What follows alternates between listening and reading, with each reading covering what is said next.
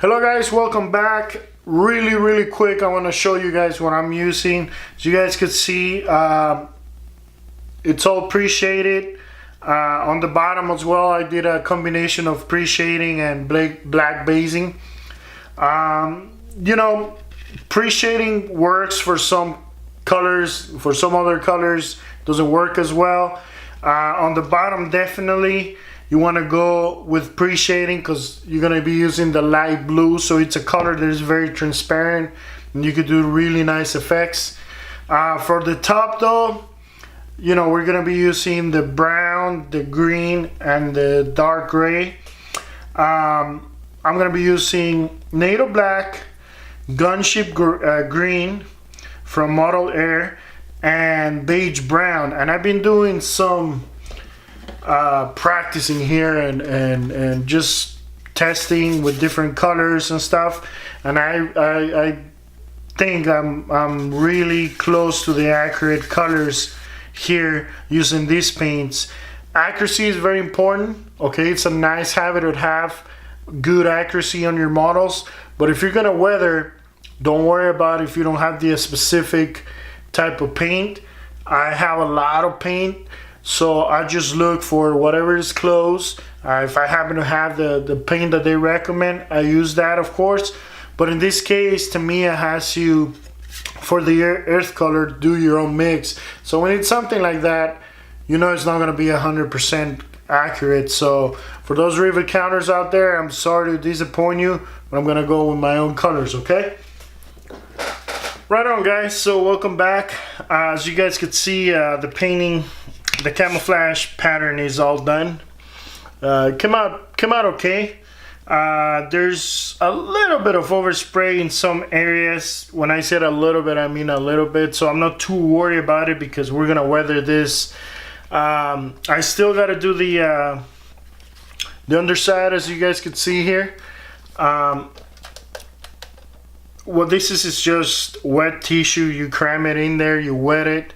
When it dries, it puffs off and it masks the wheel wells really well. That's a technique. I usually put blue tack in there, and for the top, what I used was blue tack. I used what they call the worm technique. Okay, if you guys haven't heard of this, what it is you make little worms here with the blue tack or the white tack. In your country, it might be white. But this is the stuff they use to hang posters with and do all the, you know, you find it in the DIY stores and stuff. And the warmer it gets, the more sticky it is. So, you know, you just make worms with it, and you get these, and then you wrap it around. You know, you could bend it this way and do your patterns that way. It gives you like hard edge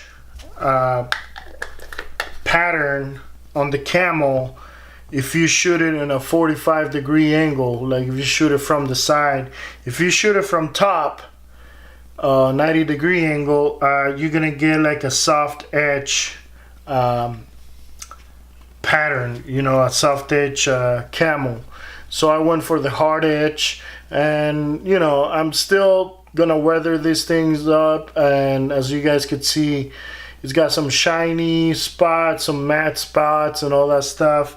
We're still gotta go back, add white to the color and fade everything up. That gives it a little bit more of a post-shaded effect and weather effect. I still gotta do the light blue on the bottom with a lot of pre-shading, and that's gonna be a nice effect because the light blue is a very transparent color. So I'll be able to do that tomorrow. Tomorrow I'm off from work, so my plan is to work on this bad boy. So I just wanted to show you guys where I'm at. If there's any question, just post them on the comments, and hopefully I'm done by the next clip. So I'll see you guys in the next clip. Alright, so I'm ready to shoot the light blue right here. I'm going to show you guys what I mean by pre-shading and how it should be done.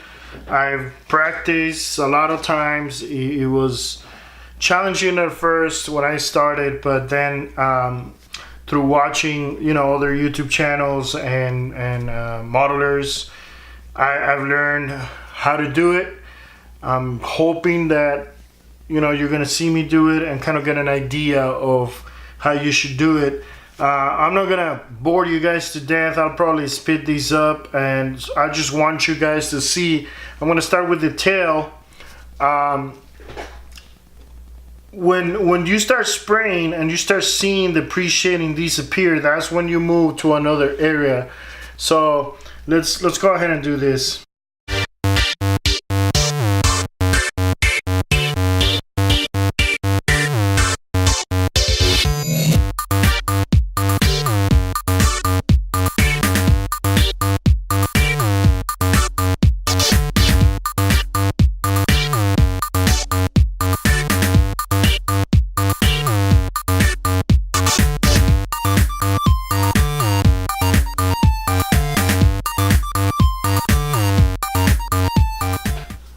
Alright guys, welcome back. So what happened was I was filming and my memory card ran out of space, so it stopped the video by itself. I apologize for that. But as you guys could see, we're done here doing the bottom. As you guys could see, there were some areas where I left the pre-shading and it's still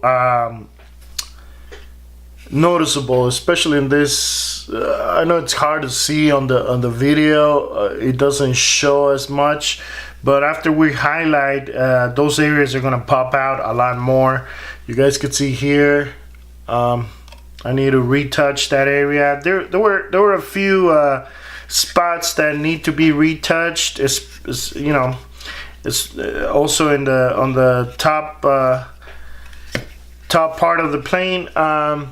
But it's like that, guys. I mean, it all depends on you with the pre-shading. How much do you want it to come through, or do you want to just do a coat of paint? And then if you watch the clips, you'll see that my paint was actually pretty thick, a little bit thicker than I wanted. So it covered up pretty evenly and stuff. But what I did after that, just to smooth out the surface, I went back with a thinner coat and I sprayed the entire thing. So we're gonna do post shading as well on the bottom, and we're gonna do staining and all that stuff, pretty much dirty it up. But you guys could see now that the little guy is all painted up, ready for some paint fading, which is what's gonna happen today. We're gonna be focusing on that, and then on the next clip I'll show you guys the results. Right on, guys. Before I go, just wanted to show you guys the result here. This is after the panel fading.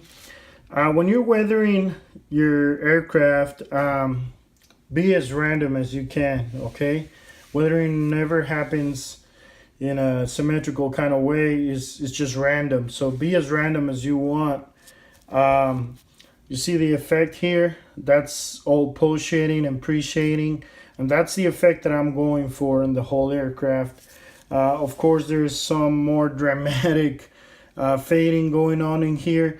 That has to do with me using white instead of gray. I recommend you use gray instead, especially for light colors, because it's a little more subtle effect, and that's where you want to go. Underneath, I'm trying to be careful here. You know, that's the subtle look that I was going for, the marble look, especially here. You guys could see it. And after the gloss coat, you know, it should unify everything. And with the wash and everything, it's gonna look a lot better, I hope.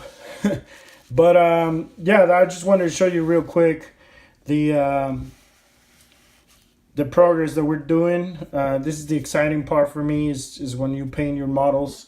You know, it's just, you see them come alive. So hopefully the next step will be to paint these bits and bobs, tires and rockets and all that stuff, the bombs.